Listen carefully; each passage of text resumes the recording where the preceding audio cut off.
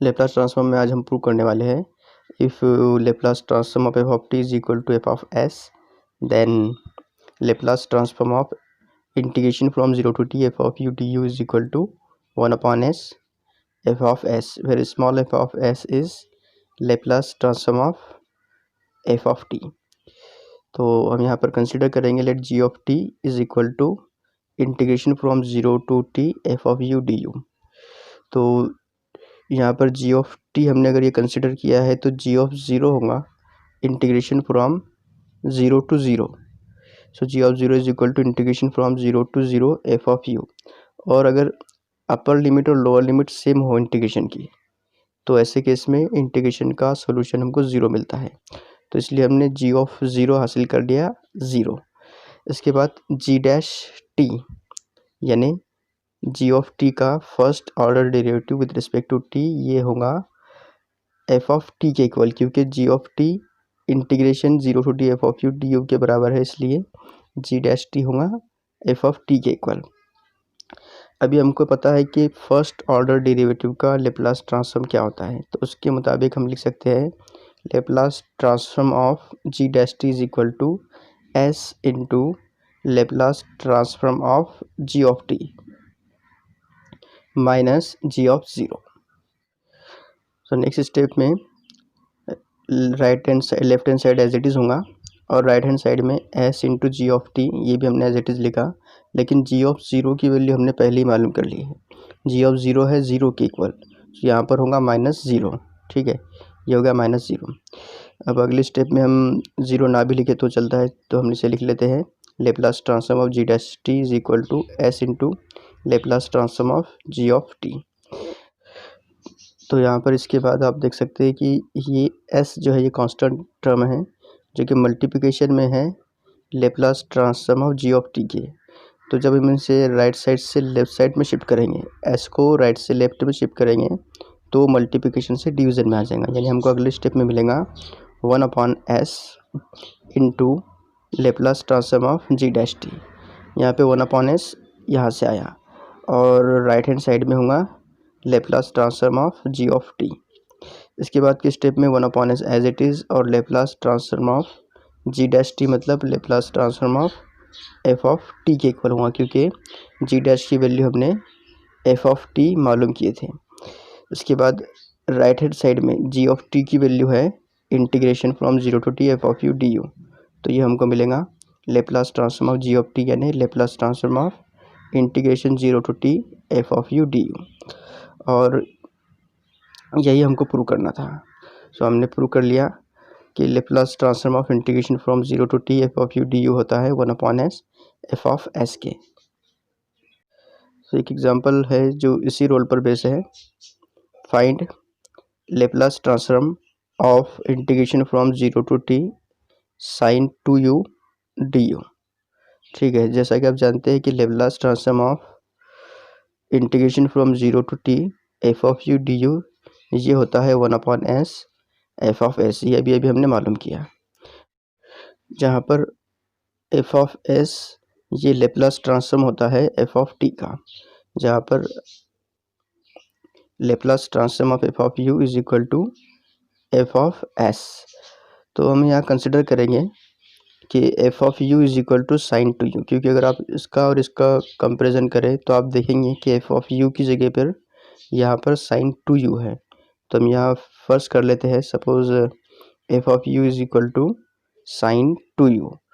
अब क्योंकि हमको अगर इस फार्मूले का इस रूल का यूज़ करना है तो इसके लिए हमें स्मॉल एफ ऑफ एस यानी Laplace transform of F of U मालूम करना होगा, यानी हमको ज़रूरत पड़ेगी यहाँ पर Laplace transform of sine two U की। तो देखिए Laplace transform of F of U यानी small F of S is equal to Laplace transform of sine two U.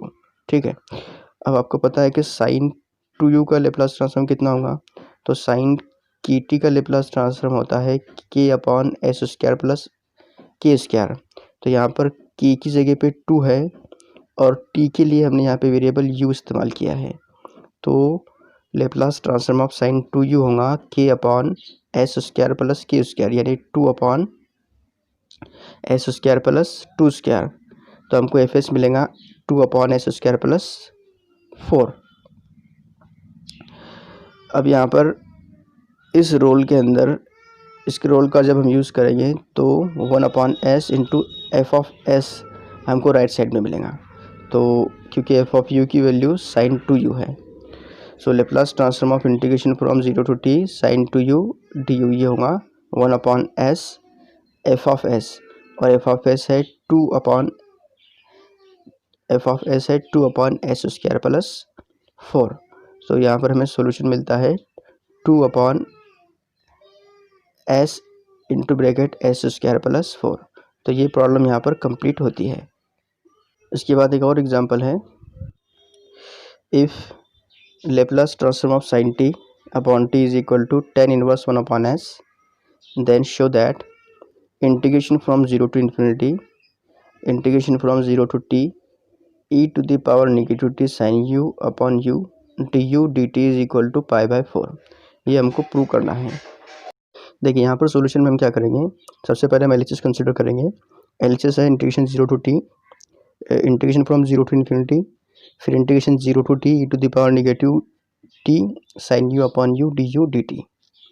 अब यहाँ पर अगर आप गौर करें तो इसमें जो इनर साइड का इंटीग्रेशन है, देखिए इंटीग्रेशन फ्रॉम 0 टू इन्फिनिटी ये एज इट इज़, और ये इंटीग्रेशन पर आप तवज्जो दें थोड़ी, तो यहाँ पर E to the power negative T जो है वो कांस्टेंट है विथ रिस्पेक्ट टू यू। ये इंटीग्रेशन में अगर हम देखें तो ये जो टी है ये कांस्टेंट है विथ रिस्पेक्ट टू यू, तो इस E to the power negative T को हम इस इंटीग्रेशन के बाहर लिख सकते हैं।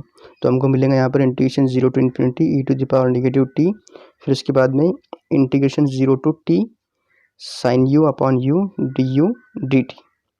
इसे हम इक्वेशन नंबर 1 कंसिडर करते हैं। अभी हम एक दूसरी इक्वेशन कंसिडर करते हैं जिसके अंदर यहाँ पर जो E to the power negative T है उसकी जगह पे हम लिखेंगे E to the power negative S T. उससे हमें लेप्लास ट्रांसफॉर्म को यूज़ करने में मदद मिलेगी। तो देखिए हम कंसिडर करते हैं यहाँ पर integration 0 to infinity E to the power negative S T integration from 0 to T sine U upon U D T. तो अगर आप इसको देखें यहाँ पर तो integration from 0 to infinity E to the power negative S T और F of T की जगह पे यहाँ पर integration 0 to T sine U upon U D U है, यानी एफ ऑफ टी की जगह पर ये इतना पूरा इंटीग्रल है। तो इसका मतलब है कि ये जो एक्सप्रेशन है ये है Laplace transform of 0 to T sine U upon U D U का। और अभी अभी हमने एक रिजल्ट देखा कि integration from 0 to T F of U D U ये होता है 1/s एफ ऑफ एस के, जहाँ पर एफ ऑफ एस ये लेप्लास ट्रांसफॉर्म होता है एफ ऑफ यू का। ठीक है, तो यहाँ पर हम कंसिडर करेंगे suppose F of U is equal to sine U upon U, क्योंकि ये जो इंटीग्रल है और ये जो इंटीग्रल है अगर हम दोनों को देखें तो यहाँ पर एफ ऑफ यू की जगह पर साइन यू अपॉन यू है, और हमारा जो रिक्वायरमेंट है वो है Laplace transform of F of U मालूम करना। तो देखिए यहाँ पर स्मॉल एफ ऑफ एस यानी Laplace transform of F of U यानी Laplace transform of sine T upon T दिया हुआ है tan इनवर्स अपॉन 1/s। तो एफ ऑफ एस जो होगा वो Laplace transform of F of you होगा, यानी Laplace transform of sign U upon you, या फिर हम उसे ऐसा भी लिख सकते हैं साइन टी अपॉन टी, जिसकी वैल्यू है tan इनवर्स 1/s। तो ये जो वैल्यू अभी हमने हासिल किया tan inverse s F of S की, ये वैल्यू हम यहाँ पर रख देंगे और इस वैल्यू को हमको फिर वापस यहाँ पर रख देना है। तो इसलिए Laplace transform of integration from 0 to T sine U upon U D U, इसकी वैल्यू होगी 1/s into F of S यानी tan इनवर्स 1/s। इसे हम इक्वेशन नंबर 3 कंसिडर कर लेते हैं। अब इक्वेशन नंबर 2 कंसिडर करेंगे। इक्वेशन नंबर 2 में जब हम s इक्वल टू 1 रखेंगे तो यहाँ पर s इक्वल टू 1 रखने के बाद हमको मिलेगा, देखिए s इक्वल टू 1 रखने के बाद इक्वेशन 2 में integration 0 to T E to the power negative T मिलेगा, E to the power negative T integration 0 to T sine U upon U D U D T, sine U upon U D T is equal to 1/1, क्योंकि इस part में भी हमको s equal to 1 रखना है। तो ये होगा 1/1 इंटू tan इनवर्स 1/1 यानी 1 इंटू tan इनवर्स 1, और tan इनवर्स 1 होता है π/4। अब इसके बाद अगर आप इस पार्ट को और इस पार्ट को देखें, इक्वेशन नंबर 1 और s इक्वल टू 1 जब हमने इक्वेशन नंबर 2 में रखा तो वो हिस्सा ये दोनों भी बिल्कुल सेम है। तो हम यहाँ पर ये कह सकते हैं कि जो LHS है LHS की वैल्यू हमको बाय क्वेश्चन 1 π/4 मिलती है। So LHS is equal to π/4 and therefore LHS equal to RHS, और जो हमको प्रूव करना था वो हमने प्रूव कर लिया। Integration 0 to infinity integration 0 to t e⁻⁻t sin u upon u du dt is equal to π/4, और यहाँ पर ये प्रॉब्लम हमारा कंप्लीट होता है। So thanks for watching. अगर अभी तक आपने हमारे चैनल को सब्सक्राइब नहीं किया है तो please subscribe our channel, and once again thanks for watching.